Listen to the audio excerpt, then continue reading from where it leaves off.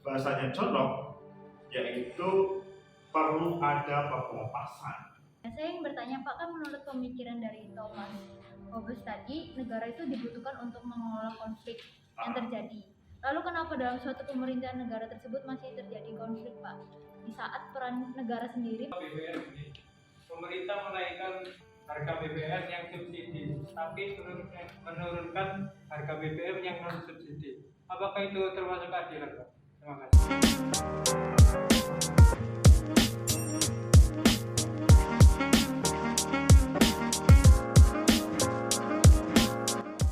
Welcome back to Agus and Fauzi Official. Hari ini kita pertemuan kedua dari pengantar ilmu politik. Bagaimana teman-teman, sehat semuanya? Alhamdulillah. Jadi rezim terbaik, kalau dilihat dijujurkan, rezim terbaik dan ideologi dunia. Keren kan? Kalau ngomong rezim terbaik itu, maka kalian langsung cun apa yang terjadi pada hari ini. Tadi kan kalian tahu ada beberapa teman yang izin untuk demonstrasi. Loh, Pak, emangnya kenapa Pak? Ini ada demonstrasi ini. Apakah hari ini, rezim hari ini ada masalah? Kita kan temanya kan cukup menarik ya, rezim terbaik. Rezim itu sebetulnya kalian tidak boleh terjebak dengan kalimat yang negatif, karena biasanya rezim itu sering identik dengan pada waktu Orde Baru. Rezim Orde Baru, kalimat yang pertama itu rezim adalah rezim Orde Baru. Padahal rezim itu ya pemerintahan siapapun. Namun karena diberikan rezim Orde Baru seakan-akan negatif. Jadi kalian di rumah atau dimanapun dan teman-teman yang ada di sini mendengar kalimat rezim tidak perlu antipati. Ya, jadi rezim pemerintahan, dan judul kita adalah pemerintah terbaik. Pemerintah terbaik. Mungkin kalian ada yang bertanya sebelum nanti saya buka pertanyaan. Rezim terbaik siapa Pak? Yang di antara penguasa yang ada di negeri atau penguasa yang ada di dunia ini? Itu mungkin pertanyaan awal sebelum kalian bertanya. Jadi pemerintahan terbaik itu adalah pemerintahan yang dalam bahasa pengantar ilmu politik membawa kebaikan untuk seluruh rakyatnya, bisa menghadirkan kesejahteraan. Jadi menghadirkan kebaikan itu yang ditunggu oleh seluruh rakyat. Karena apa? Kita bernegara.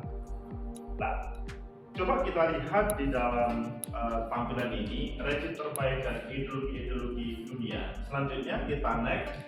Ini adalah teori politik, maksudnya teori adalah generalisasi, konsep adalah unsur yang penting, teori politik adalah bahasa dan generalisasi dari fenomena yang bersifat politik.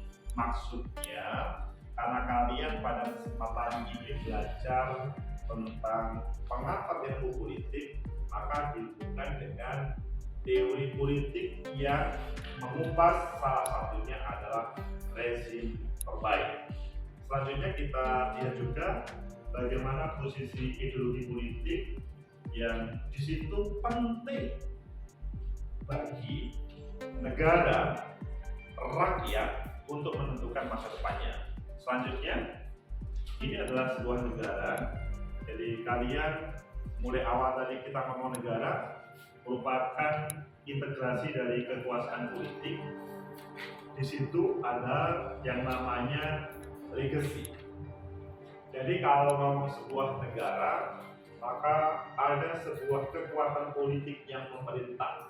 Jadi kalau kalian sudah dalam sebuah negara, itu udah pasti ada rezim terbaik yang memerintah. Jadi kalau kalian hari ini mengenal Pak Presiden Jokowi, ya beliau yang terbaik. Pada waktu sebelumnya ada Pak SBY, itu adalah yang terbaik.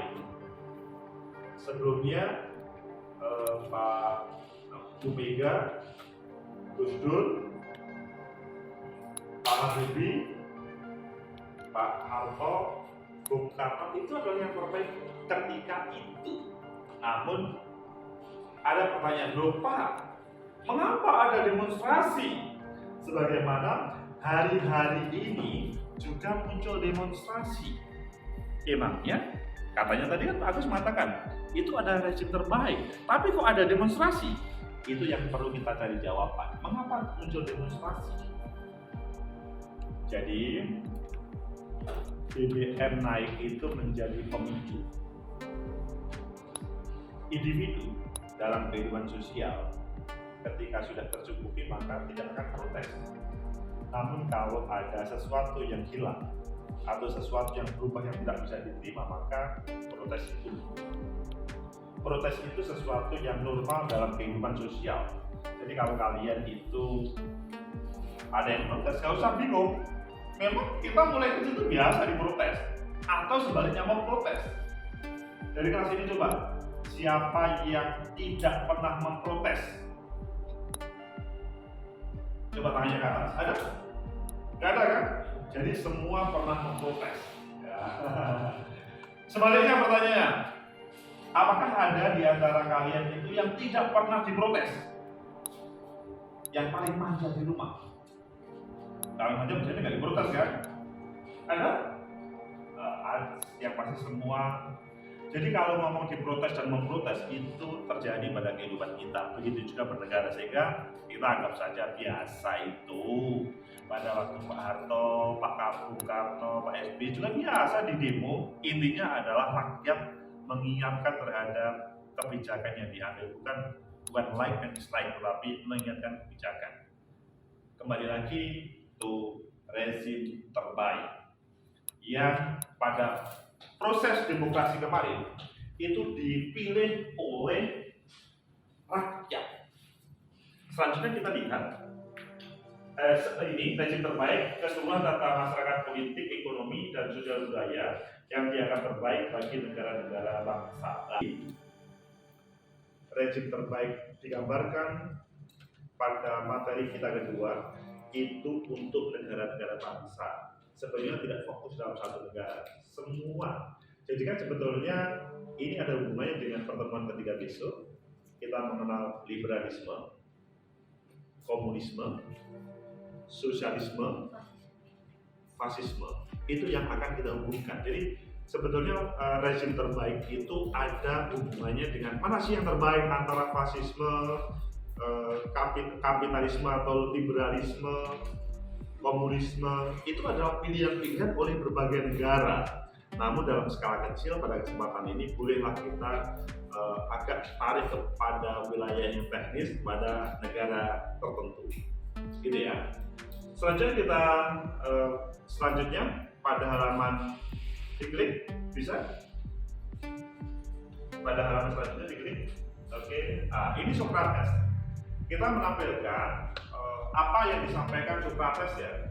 Socrates itu menyampaikan bahwa keadilan merupakan tujuan politik yang layak. Intinya bahwa kalau dalam bahasanya Socrates, keadilan itu hal yang utama. Dia tidak pernah berbicara, kita tidak terlalu ngomong kesejahteraan atau ngomong yang lain. Yang utama adalah justice, keadilan. Kalau keadilan hadir, atau kalau bahasanya Socrates, maka semuanya akan lancar. Jadi kesejahteraan akan muncul, dan perkembangan yang ada dalam sebuah negara-negara yang ada di dunia itu akan berjalan dengan baik. Kemudian yang kedua, kita melihat pemikiran yang lain, yaitu pemikiran Hobbes.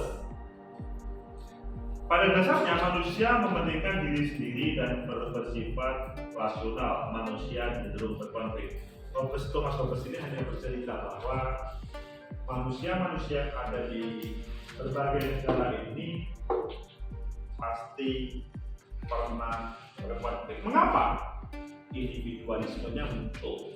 Jadi kalian yang taruhlah merasa sudah nyaman dalam kehidupan rumah, menghindari orang supaya tidak berkonflik, atau tidak mau menjadi elit supaya tidak berkonflik, itu nggak mungkin. Karena pada dasarnya kita manusia itu akan melakukan konflik karena di situ ada sebuah kepentingan. Kemudian yang ketiga kita tampilkan pemikirannya John Locke. Kebebasan individu hanya dapat dijamin dengan suatu pemerintahan yang mempunyai kewenangan terbatas. Sebelum ada pemerintah, manusia berperspektif free dan equal. Awalnya, setiap manusia itu merasa dirimu itu sama dengan saya, kita free, kita equal, sama. Sehingga ketika manusia berkumpul membentuk sebuah pemerintahan, maka yang menjadi catatan bahasanya John Locke yaitu perlu ada pembatasan. Ya, meskipun kalian sangat cerdas, IP-nya misalkan 400, kemudian sangat kaya, sempurna lah, kemudian sangat ganteng atau sangat cantik, terpilih menjadi presiden, maka tetap harus dibatasi. Karena apa? Kalau tidak dibatasi maka kalian akan, saya kan presiden, maka ketika anak saya melakukan pembunuhan seperti Sambo, maka akan saya bebaskan karena saya presiden. Ingat, ini adalah bukan monarki. Kalau monarki, sabdo pandito ratu, apapun yang dikatakan raja itu ya semacam undang-undang. Tetapi kalau dalam negara demokrasi bukan. Begitu juga taruhlah di negara yang menganut lainnya, apalagi demokrasi. Selanjutnya yang kita jadikan pedoman J.J. Rousseau, perlunya suatu pemerintahan yang kuat, kebebasan individu perlu dilindungi. Jadi Rousseau ini adalah menampilkan bagaimana kebebasan individu itu tidak boleh dikekang, apalagi berhubungan dengan hajat orang banyak. Dan yang terakhir adalah Marx. Marx itu berpendapat masyarakat bukan terdiri dari individu-individu, tetapi terdiri dari kelas-kelas. Kelompok orang yang memiliki hubungan yang sama terhadap sarana produksi.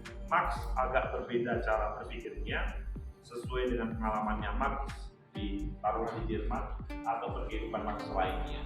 Teman-teman, dari berbagai filosof, pemikir yang kemudian kita tarik ke wilayah ilmu politik ini, endingnya nanti sebagaimana yang akan kita pelajari pada pertemuan nanti, yaitu pertama kita akan mempelajari bagaimana ideologi liberalisme, komunisme, fasisme, dan intinya ideologi-ideologi dunia itu yang akan kita pelajari pada pertemuan nanti.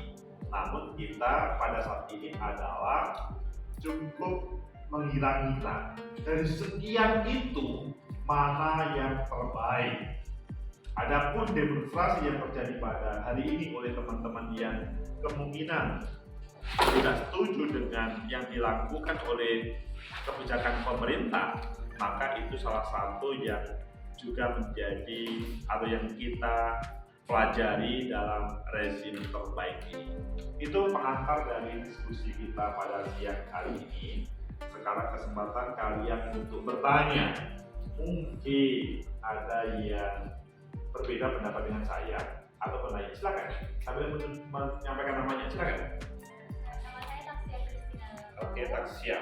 Ya, saya ingin bertanya Pak, kan menurut pemikiran dari Thomas Hobbes tadi, negara itu dibutuhkan untuk mengelola konflik yang terjadi. Lalu kenapa dalam suatu pemerintahan negara tersebut masih terjadi konflik, Pak?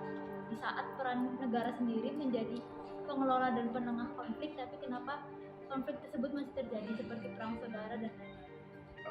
Oke, terima kasih Taksa. Jadi teman-teman, Taksa dan teman-teman ya, konflik itu dalam bahasanya Hobbes itu adalah sebuah realitas. Dan bagaimana pemerintah terpilih, apapun ideologinya, itu bagaimana mengelola konflik. Kalau tidak ada konflik, maka ya sudah selesai kewajiban rezim pemerintah tersebut. Namun mungkinkah itu? Pasti tidak mungkin, karena dalam bahasa sosiologis, kita kan orang sosiologi ya, dalam bahasa sosiologis itu bahwa setiap orang itu mempunyai cara pandang. antara laki dan perempuan di kelas ini saja misalkan, itu pasti ada cara berpikir untuk menyelesaikan sama-sama diberi 1 juta dari rumah. 1 juta itu untuk apa? Pasti antara laki-laki dan perempuan berbeda. Kalau laki-laki pasti ya bagaimana pertama untuk kebutuhan makan dan kebutuhan misalkan yang terkait dengan kelaki-lakiannya. Laki-lakian itu apa? Ya olahraga, pokoknya enjoy lah. Tetapi kalau perempuan, maka yang dipikirkan pertama adalah bagaimana diri itu terawat dahulu. Ini mohon maaf ini kalau salah ya, karena kemungkinan itu salah. Tapi merupakan perhatian bagi perempuan. Perempuan pasti akan mencari kos yang tertata rapi dahulu. Tapi kalau laki-laki tidak. Kalau laki-laki pasti pokoknya tidur di mana pun oke. Kalau perempuan ya harus tempat yang nyaman dulu. Karena kalau bagi laki-laki dimanapun mungkin bisa belajar. Kalau perempuan ya tempat itu yang menentukan. Itu mungkin kalau kalian salah bisa diklarifikasi apa yang saya sampaikan ini. Intinya adalah cara pandang perspektif itu laki-laki perempuan agak berbeda. Apalagi orang yang dalam sebuah negara terjadi perbedaan. Contoh, negeri kita itu kan banyak suku bangsa. Cara pandangnya juga berbeda. Mereka yang ada di sekitar pantai, begitu juga dengan para kelompok petani, dibandingkan dengan teman-teman yang ada di ibu kota, bagaimana menghadirkan kesejahteraan itu berbeda. Misalkan ada kenaikan BBM, responnya pasti berbeda. Disitulah posisi negara yang hopeless itu bagaimana konflik itu bisa diselesaikan. Apakah konflik akan selesai? Mungkin kalau sebelum kiamat kita tidak akan pernah selesai. Karena cara pandang kita itu kemungkinan berbeda. Begitu Tasha. Apakah bisa diterima? Iya. Makasih Pak atas jawabannya. Oke, terima kasih. Yang lain boleh berkomentar ya di belakang sambil memperkenalkan. Nama saya Andre Desadian. Saya ingin bertanya, tadi kan Dr. Raffes mengatakan kalau tujuan dari politik itu keadilan. Oke. Kita ambil contoh BBM ini. Pemerintah menaikkan harga BBM yang subsidi, tapi menurunkan harga BBM yang non subsidi. Apakah itu termasuk keadilan, Pak? Terima kasih. Menurut pemerintah hari ini itu adalah sebuah keadilan. Jadi pemerintah itu beragam. Maksudnya kalau kita perbandingan. Tapi menurut pemerintah hari ini itu adalah yang paling adil sebagaimana yang disampaikan oleh Socrates. Nanti akan diuji oleh rakyat apakah ini berkeadilan betul atau tidak. Intinya adalah seluruh rakyat dari berbagai macam profesi, bagaimana kalau dalam bahasa Socrates itu bisa mendapatkan keadilan dengan BBM ini. Sehingga ada teman-teman pemain konten kreator yang sangat beragam merespon. Netizen pun beragam. Kalian tanpa saya harus bercerita tahu bagaimana yang mereka pro terhadap kebijakan ini dan mereka yang kontra terhadap kebijakan ini. Endingnya adalah hal ini akan diuji. Meskipun ujiannya agak berbeda ya. Pemilu 2024 ini sebetulnya ujian apakah ini berkeadilan atau tidak dalam bahasanya Socrates. Kalau misalkan pemerintahan hari ini masih diperbolehkan untuk menjadi pemerintah selanjutnya, akan diuji rakyat bagaimana responnya, memilih yang mana. Tetapi kalau pada kesempatan 2024 sudah tidak boleh karena maksimal 2 periode, maka ya ujiannya agak berbeda. Begitu Andrian. Andrian atau Ardi? Andri. Oke, terima kasih Andri. Yang lain silakan kalau ada yang mau menyampaikan. Intinya kita bebas ngomong saja terkait dengan rezim terbaik, karena sebagian kalian nanti suatu saat juga akan menjadi elit di rezim terbaik tersebut, meskipun mungkin levelnya di regional ataupun lokal atau bahkan nasional. Kan kita tidak tahu ya, siapa tahu kalian adalah tokoh dunia, kan nggak tahu, atau mungkin tokoh nasional, kan nggak tahu. Karena yang akan membuktikan itu adalah zaman. Para orang-orang hebat di dunia ini awalnya tidak tahu bahwa mereka dicatat dalam taruhlah buku jadi orang hebat. Oke? Masih ada? Wah, kelihatannya sudah cukup. Jadi kalau sudah cukup ini, mereka sudah paham semua terkait dengan rezim terbaik. Intinya bahwa rezim terbaik di sini bagaimana kalian sebagai mahasiswa dan yang ada di rumah